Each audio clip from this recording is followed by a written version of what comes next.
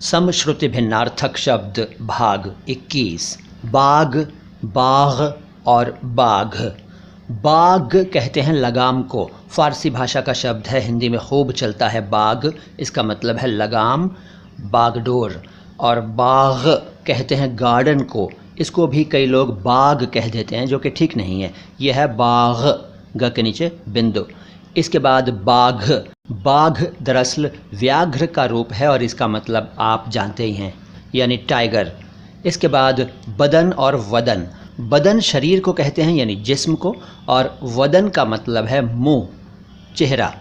फिर बलि और बली। बलि का मतलब कुर्बानी उर्दू में, और हिंदी में तो आप समझते ही हैं कि बलि क्या होती है। और बली का मतलब है बलशाली, यानी ताकतवर। फिर बात और वात। बात आप जानते हैं क्या बात हुई, ये बात है, वो बात है, आप समझते हैं। और वात का मतलब है हवा, वायु। फिर बगला या बगुला और बगूला।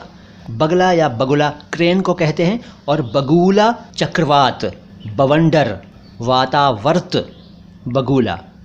इसके बाद बहु और बहू। बहु संस्कृत से आया हुआ शब्द है, इसका अर्थ है बहुत से, बहुत सी, मच, मेनी, पॉली। और बहू वधू को कहते हैं।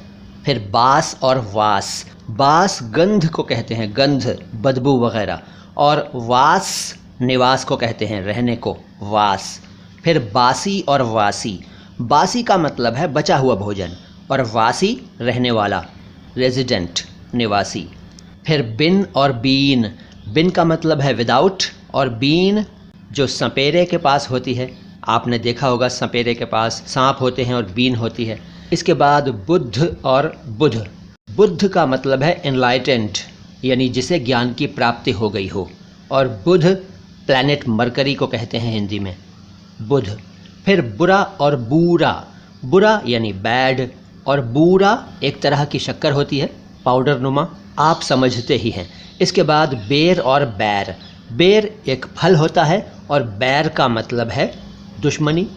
तो ये कुछ शब्द थे जिनको आपने यकीनन समझ लिया होगा। श्रुति सम भिन्नार्थक शब्दों की श्रृंखला में अगला वीडियो लेकर मैं बहुत जल्द आऊँगा। मेरा नाम है मोइन शमसी और ये चैनल है नो बकवास बातें ख़ास। सलाम हिंदुस्तान।